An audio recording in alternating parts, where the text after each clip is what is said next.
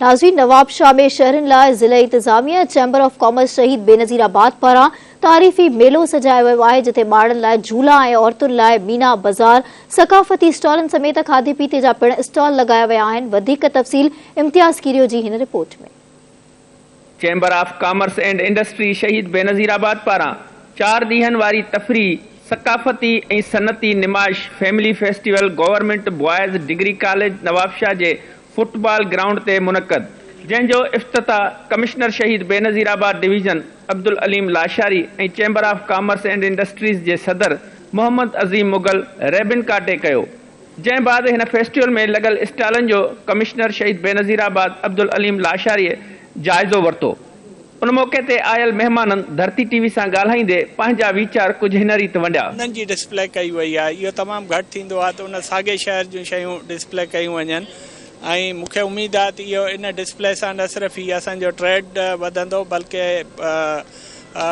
जेका असांजे revenue generation आहे उन में बि असांखे जेको आहे सो फ़ाइदो थींदो।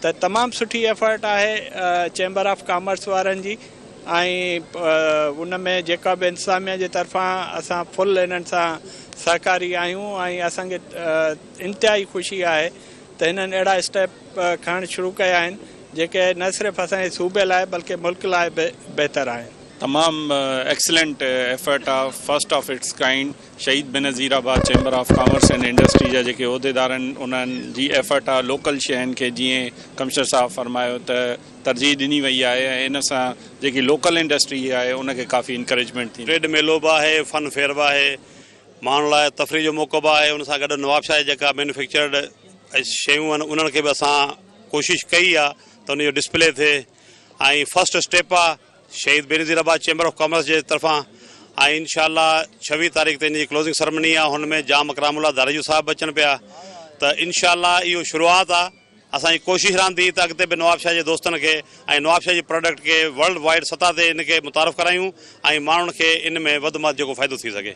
कमिश्नर शहीद बेनज़ीराबाद अब्दुल अलीम लाशारी चयो त ज़िले जे अवाम खे घुट ऐं ॿूसट वारे माहौल खां कढण ऐं तफ़री सरगर्मियूं मुहैया करण लाइ chamber of commerce and industries पारां शहीद बेनज़ीराबाद पारां मुनक़द कयल फैमिली फेस्टिवल हिकु बहितरीन ज़रियो आहे। हिन वधीक चयो त कोरोना ऐं ॿोॾ वारी सूरताल सबबि शहरी ॾुखियाईनि खे मुंहुं ॾेई रहिया हुया, पर अहिड़ियुनि बहितरीन सरगर्मियुनि सबबि उन्हनि खे कुझु वक़्त लाइ बहितरीन माहौल फ़राहम करे सघिजे थो। हिन तक़रीब खे SSP शहीद बेनज़ीराबाद अमीर सऊद मंगसीअ ख़िताब कंदे चयो त chamber of commerce and industry पारां हीअ निमाश मुनक़द करे बहितरीन कमु कयो वियो आहे, जंहिंसां शहरियुनि खे ख़ुशगवार माहौल फ़राहम थी सघंदो। उन सिलसिले में पुलिस पारां सिक्योरिटी जा बहितर इंतज़ामात कया विया आहिनि।